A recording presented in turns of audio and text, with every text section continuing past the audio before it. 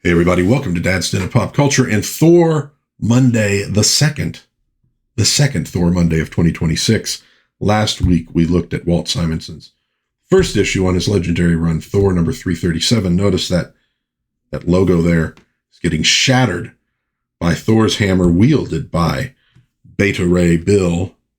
Hi folks, that's me. And when we come into the next issue, we have a new logo. The Mighty Thor, which is going to be with us for a few years here and certainly through this entire run. We also have somebody who stamped $1.85 on this book. It's a book that's not in the greatest shape, but I buy these things mostly to read them, and so that's okay with me.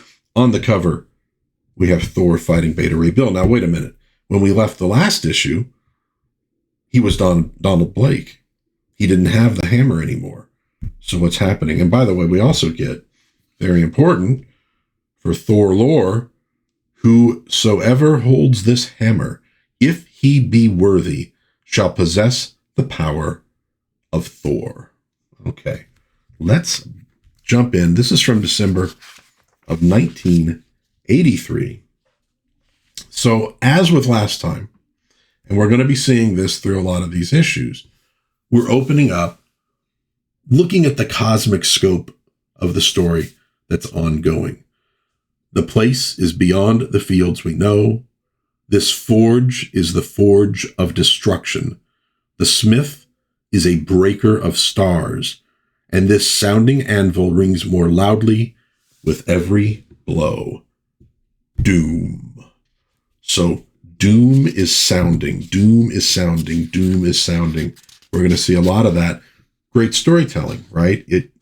It advances, well, it doesn't even so much advance that story initially, but it lets you know there's something big going on. And it's great the way they kind of open with that. We'll see how they do. Also, by the way, Burger Time was a really fun game.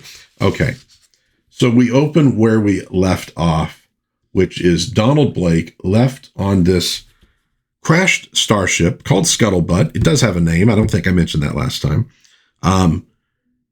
He has lost his hammer. Beta Ray Bill picked it up, took on the power of Thor, and has been taken to Asgard by Odin, Thor's father.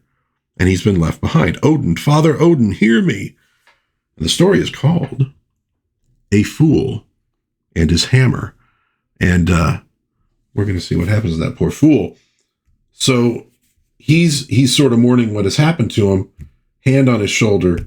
It is Colonel Nick Fury. They start talking about what's going on. Now, he says, he's saying, I might be trapped here forever. Nick Fury says, maybe not, Doc. An old guy with one eye appeared and then vanished, taking the alien with him. If that was your old man, he ain't going to be real happy to see somebody else wearing your threads and hefting your hammer. I love old school Nick Fury. He's right in there with like Ben Grimm. Just a very certain way, a very particular way of speaking that maybe doesn't fit in well with the modern context of comics and the way people speak. But I think it's so core to their characters and who they are. I don't think it's a language or a form of dialogue you want to really mess with. Well,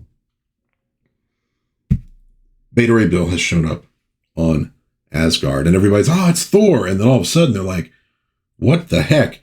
He turns, he thinks again he is being attacked by demons. And it does say here, Beta Ray Bill's onslaught is deadly and overwhelming, but the shock of the attack scarcely equals the Asgardians' subsequent surprise. Deadly. It means he probably just, actually killed those dudes that he thought were demons, grabs a hold of this guy, don't question me. I'm the one asking questions. What is going on there or here? Who are you people?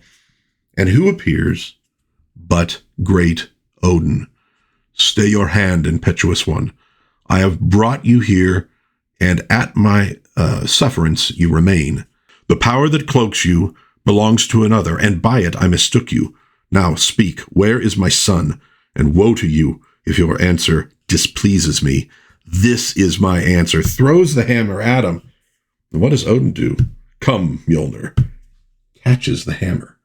Strike not your creator, no return to this false master. And then we see Odin's face grows huge, probably kind of illusion, but at the same time, kind of tells Beta Ray Bill what he's dealing with here. Where is Thor? Where is my son? I know not who you mean, but I fairly won the hammer in combat, and not all your power can change that. And Odin says, your voice has the ring of truth. So he puts him like in this bubble that he can't break out of. And he looks in his scrying glass, and here we actually see Nick Fury talking to Donald Blake, repeating what we just saw. So now Odin has an idea of what's happening. Barum, he takes Thor back to Asgard in the form of Thor, of course, because now he's not on Midgard. Welcome home, my son. How stands thy zest for adventure now? Unabated, my lord, though I confess that a moment ago I feared that perhaps all my adventures were over. Ah, my youthful son, does this mean that your mortal friend has more faith in a one-eyed vision than my boy has in his own father? So we get a little meeting of the two. So what's going to go down here is Beta Ray Bill's calmed down. And Odin's like, okay, accept my hospitality. They go up to this high mountain and this high seat of his so he can see all of what's happening in the 9 worlds to figure this out. Now we do a little change of venue. We have Sif walking through these woods. And what does she come upon? But Thor kissing Lorelei. And I don't mean, Lauren Graham from Gilmore Girls. I mean the goddess Lorelei. And he's telling her that he could give up Midgard for her. And Sif is like, what? Because they just kind of broke up a couple issues ago because he could not give up Midgard for her. She's angry. She gives them both a smack and stomps off. I like as she's walking off, we just get this sputter sput. She's obviously still just kind of talking. She's like, I can't believe, that kind of thing. And she's walking off angry. And Thor begins laughing. But of course, Thor turns into Loki. It was all a trick. He is sowing the seeds of problems. And he's like, Lorelei, you may yet succeed where your sister, the Enchantress, has ever failed. In other words, in winning the heart of the mighty Thor. And so now, up on that high seat, we get to hear the background of Beta Ray Bill. The galaxy that he and his people lived in, a very advanced species, was headed for destruction. It was becoming too hot for them. And so they built a fleet of spaceships and this warship, Scuttlebutt, to leave. And he was made their protector. And of course, they're all in sort of like this, cold sleep. He's kind of genetically engineered from a carnivore. So he's actually not necessarily from the same species as the rest of these people are. And so they head out into the stars to look for a new home. And they're followed by these demons. Remember, he keeps calling everybody a demon. Punch and Juicy. Soft Bub. I don't remember Punch and Juicy at all. So they escape, they're attacked, etc. And he's letting them know, look, I now have this weapon, Mjolnir, that I won fairly in combat. And I don't really want to give that up. And Odin is like, well, it wasn't exactly fair. Thor, of course, is really PO'd about this. Wasn't exactly fair because of a spell that I put on the hammer to teach my son humility a long time ago. Might have to do something about that. He goes, perhaps, both of us needed to learn a little bit of humility. But he decides, and here's Odin deciding, love it. He decides this is going to be decided with combat. And they're like, very well. NBC Saturday morning, we got the jazz. At the moment, this is on Tubi. This is on Tubi. I think that's on Tubi, and he's on Tubi as well. You could almost recreate Saturday mornings on NBC on Tubi. And I wish Spider-Man and His Amazing Friends was on Tubi. Oh, hopefully. Probably not, though. So here they stand. They're going to have to fight hand-to-hand. No weapons. No superpowers like, the control of lightning and things like that for Thor. And since the two of them could end up laying waste to Asgard, they're going to be shot off to Skartheim, which is uninhabited, there to fight. And so now what we get is a battle royal between Beta Ray Bill and Thor for the possession of Mjolnir. Some really great work from Simonson, of course, as we well know.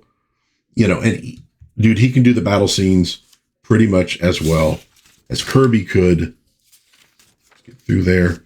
So those two are fighting it out like crazy. Though I do grieve to do this deed, your own father has commanded it. His will be done. Very grandiose kind of language. And then we take a break. Always a good idea in these things. We take a break. And we have Baldur and Volstagg. And Volstagg is telling Baldur, who we saw last issue, feasting. And you could see that Baldur's getting a little portly here. He's saying, the problem with you is you're not eating properly. He says, look, you're eating to forget. I eat to affirm my love of life because eating is just the best. So he goes, I don't think you're cut out for this. I don't think you're cut out for losing yourself in food and probably in other pleasures. And at that point, this guy, Agnar, son of Hrothgar, comes looking for Baldur. He wants to challenge him as a way of proving his own, prowess as a warrior. Makes a swipe at Baldur, who says, look, I'm not fighting anymore. I'm done. Doesn't hit him. And he's like, what trickery is this? Well, it's not trickery. Baldur is just that friggin' good. And then Volstagg kind of steps in and says, look, kid, let me help you out here because Baldur ain't going to be fighting. You notice the crunch as he steps on the guy's foot, probably broken. He literally picks him up and goes off to tell him the tale, some of the wonders that Baldur has done. He's sitting on top of the guy, get off, but he's not going to let him go. So we're forwarding the story of Baldur trying to find himself, right? Trying to figure out what's next for him. He's gone through, he died and he came back and he was confronted with his past and it's really messed him up, really shaken him up.